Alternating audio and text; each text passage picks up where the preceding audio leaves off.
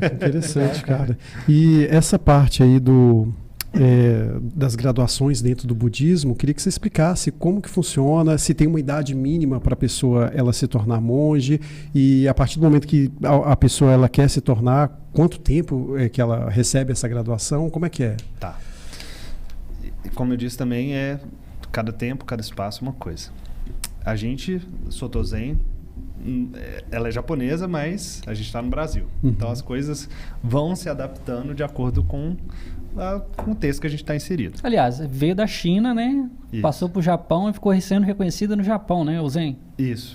Ou tinha outro nome na China e o cara colocou o nome de Zen no Japão? Zen é a transliteração de japonês para chinês. Então, em chinês era Chen. Então já é a mudança. E aí, quando o japonês tenta falar Chen, sai Zen. Então já pode falar que é uma prática japonesa mesmo. Pode. A Soto Zen é japonesa. A Soto, né, a qual eu estou filiado, é japonesa mesmo, né? E aqui, né, a organização continua, né? Tem a América Latina, a organização da América do Norte, tudo mais, né? O Zen se organiza.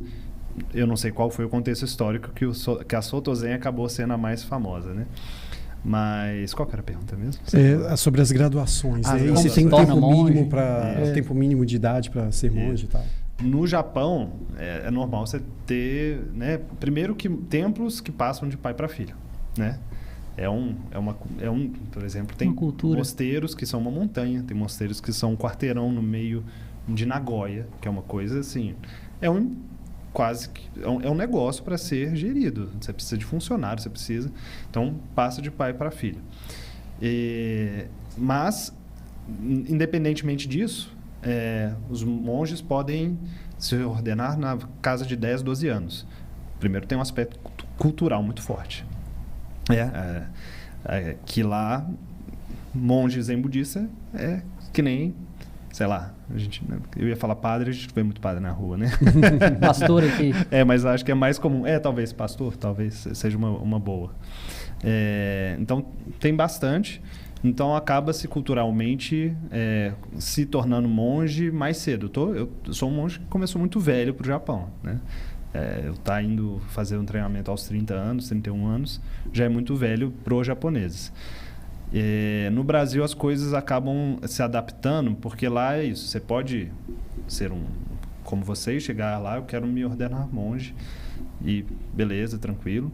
Ou não, eu quero fazer o Jukai, que é um leigo que recebe esse rakusu aqui, né?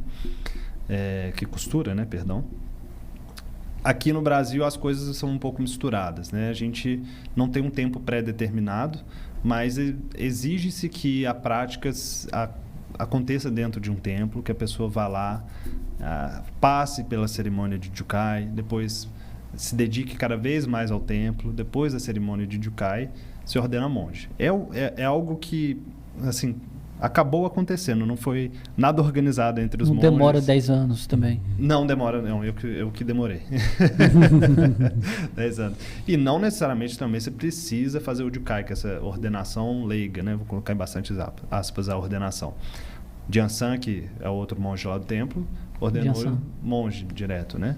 Mas também praticou por muitos anos lá no templo junto comigo, junto com o Mogen Roshi, e aí acabou já indo direto para a ordenação monástica. Não existe regra, existe o seu mestre, né, de ordenação reconhecer que você está apto para passar por esse processo, assumir essa responsabilidade, que é uma responsabilidade, e tem condições de lidar com isso, tem um interesse, enfim, não sei, não coordenei alguém. E a partir do momento que você se tornou monge, quais são suas obrigações? Como que fica a sua vida? As suas responsabilidades, né? E aí isso vai também variar de templo para templo, né? Vão ter alguns templos que vão exigir um tipo de prática mais exclusiva, né? A gente tem Morro da Vargem hoje, lá no Espírito Santo, né? Com Kendo Sensei, né? Os monges eles têm que morar dentro lá tem uma estrutura maior para receber os monges, por exemplo. Mokugen Roshi aqui, como a gente está no meio da cidade, o templo é menor e tudo mais, minhas obrigações é estar lá toda terça, todo domingo, ajudando, instruindo, né? Varrendo o chão, lavando a louça, instruindo as pessoas, ajudando as pessoas, ajudando nas cerimônias. aprendendo sutras, né? Mas é uma prática que é determinada por cada mestre. Então, cada experiência vai determinar o que é, a partir do momento que você ordenou um monge. Agora, acho que todas têm como consenso, você tem que se dedicar para isso. Eu acho que ordenar um monge é você falar, olha, isso aqui é a coisa mais importante na minha vida. Isso aqui é a minha prioridade. Não quer dizer que você não possa ter outras coisas na sua vida. Mas a minha prioridade é isso aqui. Então, eu acho que isso é um consenso no Brasil. No Japão, eu não sei como que é também. Legal. Vamos pôr na tela já? Você que sabe, agora? Isso. Primeiro vídeo. E só dar um recadinho aqui, pessoal. Quem não está inscrito, galera, a gente vai colocar o põe na tela e vamos explicar o que é, né? Só deixar sua inscrição, deixar sua pergunta, que daqui a pouquinho a gente vai ler aí algumas perguntas, ok? E tem um link na descrição aí, galera, que é o do grupo da família Agora Talks. Clica aí no link, é um grupo no Telegram para você fazer parte aqui da Ágora do século XXI, acompanhar os episódios, ajudar a gente a escolher os convidados e participar aí de uns sorteios, de alguns brindes que vamos fazer lá no grupo para vocês. Exatamente. E só explicando aí para quem está chegando agora e também para o Rafael como funciona o Põe na Tela, eu e o Wilton, a gente vagueia pelas ruas de Belo Horizonte para conversar com as pessoas, né, temas que têm afinidade com o episódio. Aí dessa vez fizemos diferente, colocamos algumas perguntas aí do pessoal, né, e também um vídeo aí que a gente fez aí falando sobre o tema religião para a gente conversar aqui. Produtor, pode soltar aí, aleatório. Hoje, Rafael, eu gostaria de saber como que é a prática do jejum, como que, né, o jejum leva a alcançar a paz interior, a iluminação.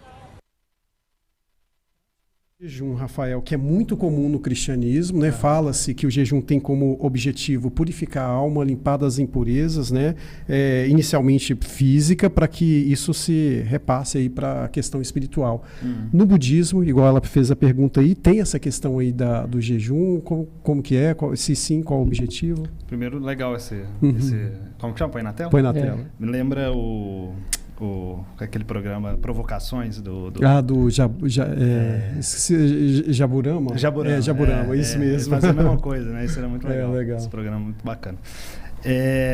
Isso é muito interessante, porque não tem essa contraposição corpo e alma, né? Que nem como eu tinha dito antes, a gente entende no budismo que corpo e mente, né, são uma coisa só. Então, Buda, quando ele estava procurando o caminho, ele abandona o palácio, ele vivia num palácio, né, o Shakyamuni Buda, a gente fala aí o Siddhartha Gautama, na Índia, 2.600 anos atrás.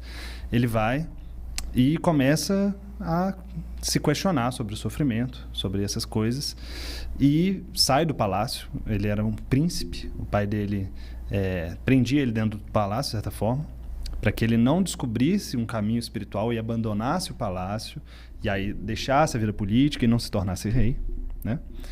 E então ele vai descobrindo, sai totalmente a esmo. Ele tinha noção dos Vedas, né, que eram as escrituras da época, né, do brahmanismo, e ele vai conhecendo gurus, né? Em um determinado momento da história dele, ele começa a praticar o ascetismo. O ascetismo é exatamente isso, a mortificação do corpo para a elevação da alma, né? E aí ele pratica esse ascetismo, ele se torna um prodígio, assim, né, que vivia-se vários dias sem comer, vivendo só da gota, do orvalho, do negócio, né, todo esse misticismo por em volta. Mas ele começa a beirar a morte. Conforme ele beira a morte, ele escuta, né, um professor de citra ensinando para o seu aluno a tocar citra. Então ele fala, professor para o aluno, se você apertar a corda demais, ela vai arrebentar e isso você não vai conseguir tocar. Se você soltar a corda demais, você também não vai conseguir tocar. Você tem que achar o ponto certo. E aí ele percebe o caminho do meio, que a gente chama. Que não é só o meio no sentido de estar longe dos extremos, isso também, mas também o que eu devo agir nesse momento, né, o meio que eu estou inserido, da melhor maneira possível para que eu possa agir para não causar sofrimento, né? Então é este meio, no caminho do meio e meio que eu estou inserido. E aí, ele quase morrendo, uma moça passa, que é a Sujata, e oferece para ele uma papa de arroz com leite, né, na época normal. Ele se alimenta e ele é rechaçado pelos praticantes, né, os companheiros de prática dele, falam que ele traiu o caminho e tudo mais. Mas ele percebe que a gente precisa cuidar do nosso corpo para que a mente possa caminhar. A gente precisa estar vivo para poder compreender a questão da vida e da morte. Então, o jejum, ele não é uma prática necessariamente errada.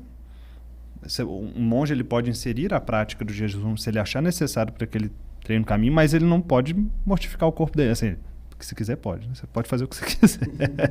Mas, de certa forma, não é recomendado. A gente não entra na questão do jejum. O jejum, ele bem provavelmente pode causar mal. Se um monge tem a capacidade de compreender em quais são os limites do seu corpo com o jejum e que isso pode ajudá-lo a continuar a praticando de forma mais centrada, mais focada, beleza, tudo bem. Mas não vai morrer de fome, né? Não morra de fome, nem fique doente também, porque a gente precisa estar saudável. Monge adora comer. A gente fala que a comida é a alegria do zen. Então a gente ama comer. Comer nossa, quando pega, a gente tenta manter o corpo nutrido. Isso, em questão do nosso corpo, a gente ter esse controle. Eu tenho uma dúvida, eu não sei se você chegou a ver, porque é uma imagem muito famosa que tem no Google. É um monge sentado, meditando e pegando fogo. Ele queimou até a morte em um protesto. Acho que era um monge tibetano, eu não sei ao certo, mas ele estava fazendo um protesto contra a política do país dele.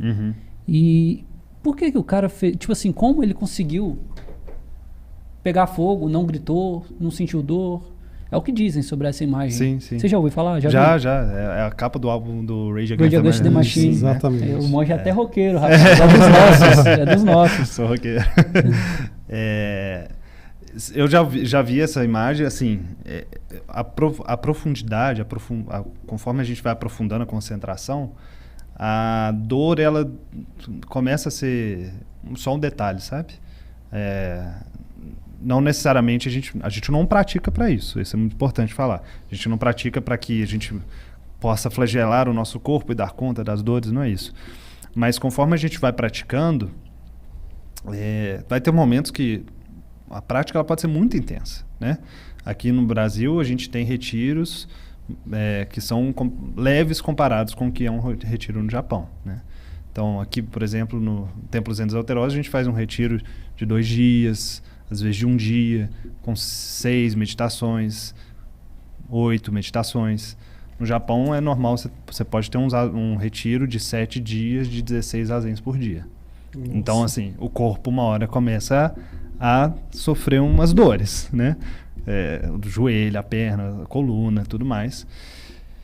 E uma hora você transcende essa dor. Uma hora você... Não sente mais. Ela tá ali, não, ela é que nem os pensamentos. A dor, ela existe. Você percebe, mas você ignora. Você aceita, acho que esse é o primeiro ponto.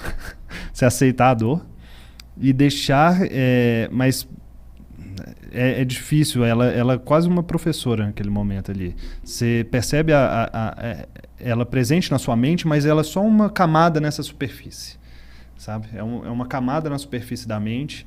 Existe muito mais do nosso ser para baixo dessa dor, sabe? Mas não precisa ser monge. Eu acho que se colocasse fogo no mim, eu ia... Ia gritar. Ia gritar.